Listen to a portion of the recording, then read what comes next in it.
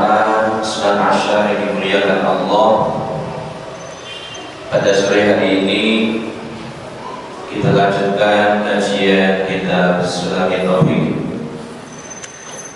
Lanjutkan tentang syarat-syarat diterimanya sholat oleh Allah Subhanahu wa Ta'ala. Syarat-syarat supaya sholat kita diterima oleh Allah, pertama adalah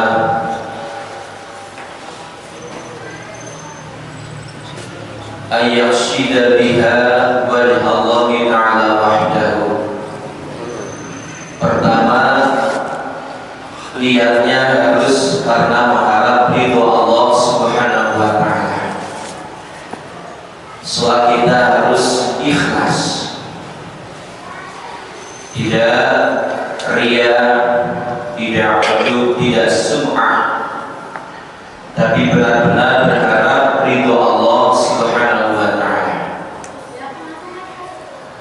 Kemudian yang kedua, wa'ayat khusyuk, kata Rasulullah, malam tanha sholatuhu 'anil fahsya'i wal munkar lam yazidhu minallahi illa bu'dan.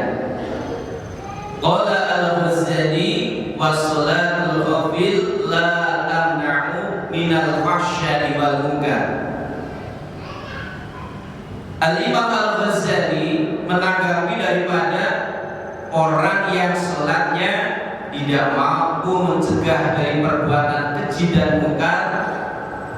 Beliau mengatakan yang dimaksud adalah orang yang lalai di dalam sholatnya.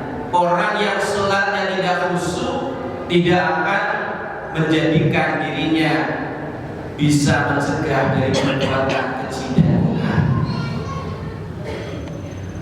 Bahkan kata Rasulullah, barang siapa yang sholatnya tidak bisa mencegah dari perbuatan keji dan mungkar, lam yasdad minallahi illa bu'dan, maka dia tidak akan dekat dengan Allah, tetapi dia akan bertambah jauh dari Allah Subhanahu wa Ta'ala.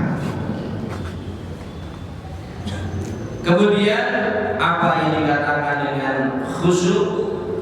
Al-khusyuk huwal khudu'. Khusyuk itu ada rasa kepasrahan pada Allah Subhanahu wa Ta'ala ketika sholat.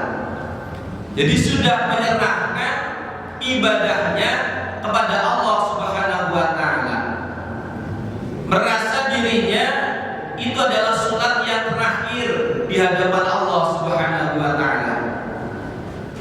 Wa tadallulu lillahi, dan merasa hina di hadapan Allah Subhanahu wa Ta'ala. Wal khaufu minallahi ta'ala, dan ada rasa takut kepada Allah ketika dia sedang sholat.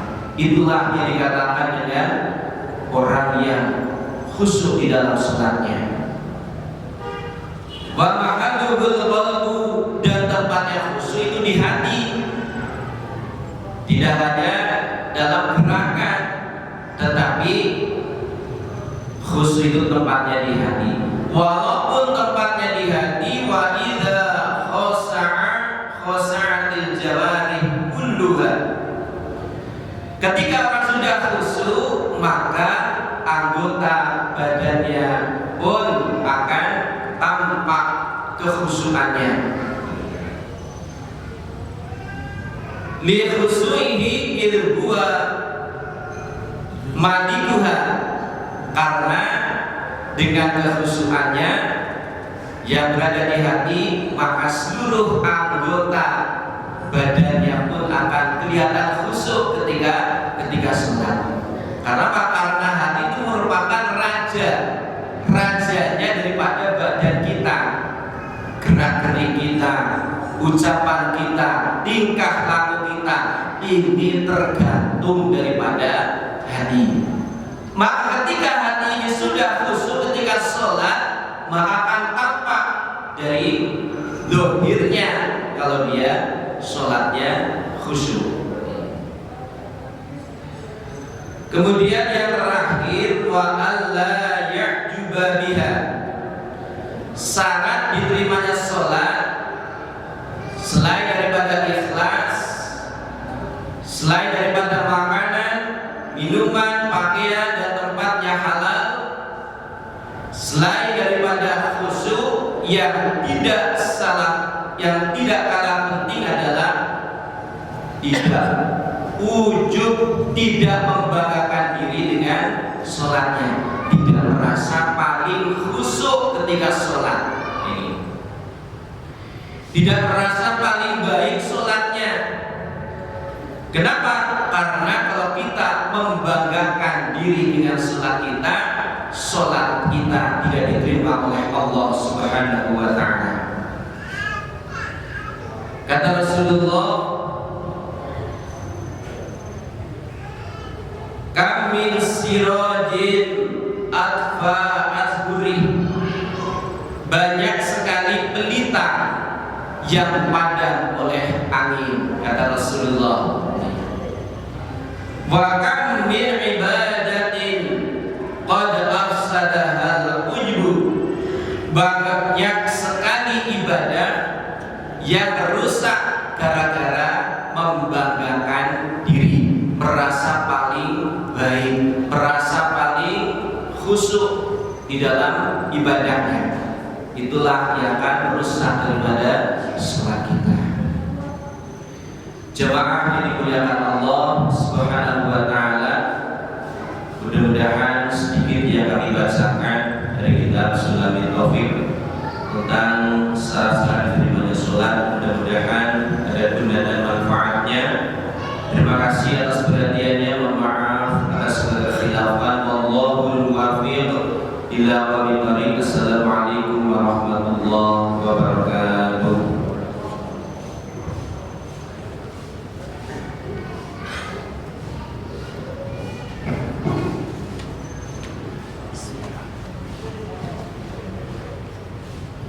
Yakuna ma'kuluhu wa malbusuhu wa musolahu halalan. Yang kedua, makanan, minuman, pakaian yang dikenakan serta tempat sholatnya harus halal. Jadi selain kita ikhlas di dalam kita mengerjakan sholat, kalau sholat kita ingin diterima oleh Allah, maka makanan, minuman yang kita konsumsi harus halal. Juga pakaian, mukna, sarung,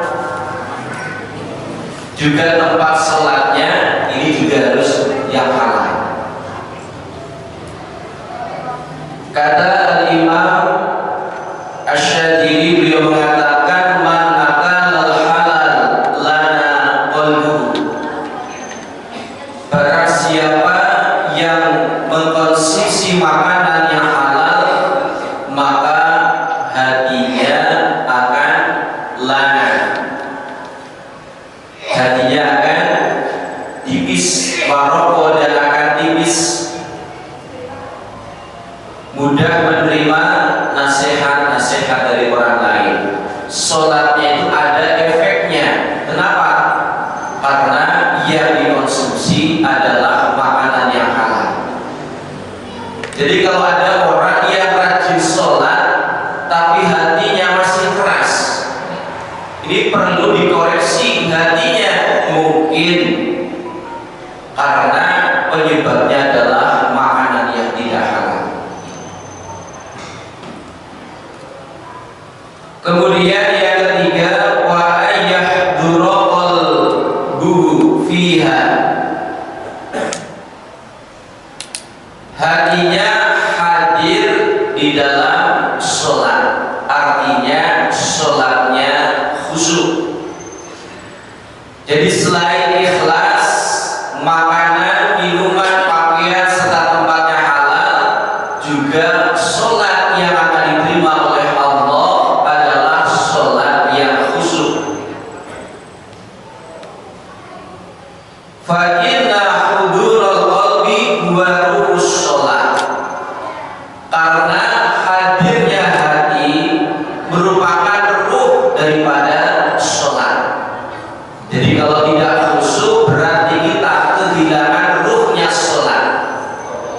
Samanya ada orang yang tampan, cantik, tapi sudah tidak ada ruhnya, maka sudah tidak ada harganya. Sama halnya dengan sholat. Walaupun sholatnya fasih, tapi tidak khusyuk, maka dia sudah kehilangan ruhnya daripada sholat. Nah, ketika sholatnya tidak khusyuk, kata Rasulullah,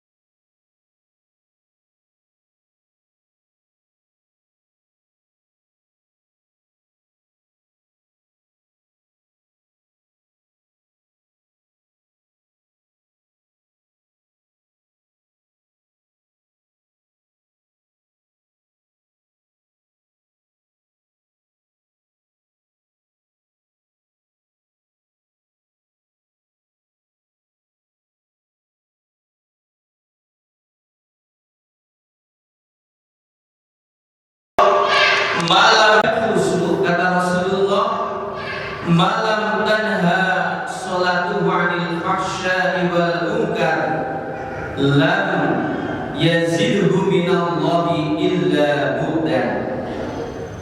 Qala al-Ghazali wa sholatul ghafil la tamna'u minal fahsya'i wal munkar.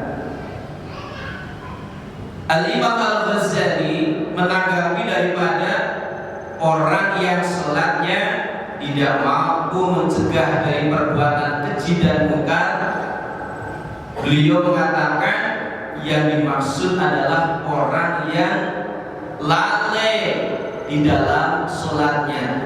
Orang yang sholatnya tidak khusyuk tidak akan menjadikan dirinya bisa mencegah dari perbuatan keji dan mungkar. Bahkan kata Rasulullah, barang siapa yang sholatnya tidak bisa mencegah dari perbuatan keji dan mungkar, lam yasdad minallahi illa bu'dan, maka dia tidak akan dekat dengan Allah, tetapi dia akan bertambah jauh dari Allah Subhanahu wa ta'ala. Kemudian apa yang dikatakan dengan khusyuk? Al-khusyuk huwal khudu'. Khusyuk itu ada rasa kepasrahan pada Allah Subhanahu wa ta'ala ketika sholat. Jadi sudah menyerahkan ibadahnya kepada Allah Subhanahu wa ta'ala, merasa dirinya itu adalah sholat yang terakhir di hadapan Allah Subhanahu wa ta'ala. Wa tadallulu lillahi, dan merasa hina di hadapan Allah Subhanahu wa ta'ala. Wal khaufu minallahi ta'ala, dan ada rasa takut kepada Allah ketika dia sedang sholat. Itulah yang dikatakan dengan orang yang khusyuk di dalam sholatnya. Wa mahalluhul qalbu, dan tempatnya khusyuk itu di hati, tidak hanya dalam gerakan, tetapi khusyuk itu tempatnya di hati. Walaupun tempatnya di hati, wa idza khasa'atil jawarih kulluha, ketika orang sudah khusyuk maka anggota badannya pun akan tampak kekhusyukannya. Li khusyu'ihi idh huwa malikuha, karena dengan kekhusyukannya yang berada di hati, maka seluruh anggota badannya pun akan kelihatan khusyuk ketika sholat.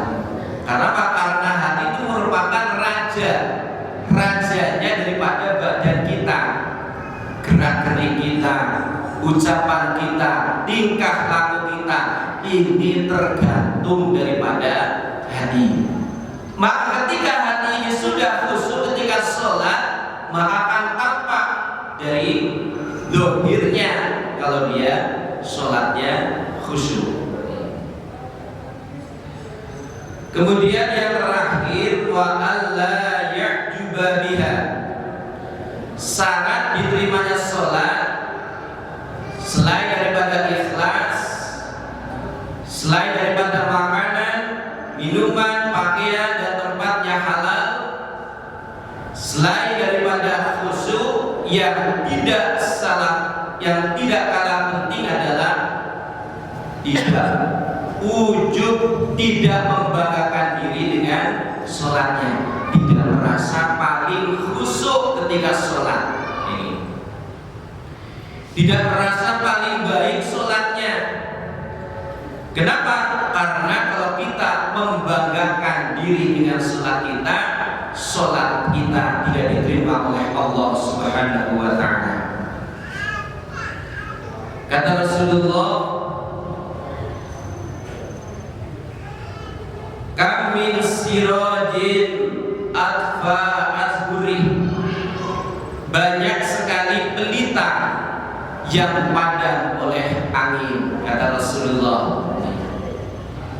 Wa kam min ibadatin qad afsadahal ujbu, banyak sekali ibadah yang rusak gara-gara membanggakan diri, merasa paling baik, merasa paling khusyuk di dalam ibadahnya. Itulah yang akan merusak daripada sholat kita. Jemaah yang dimuliakan Allah Subhanahu wa ta'ala, mudah-mudahan sedikit yang kami bacakan dari kitab Sulamin Taufik tentang syarat-syarat diterimanya sholat, mudah-mudahan ada guna dan manfaatnya. Terima kasih atas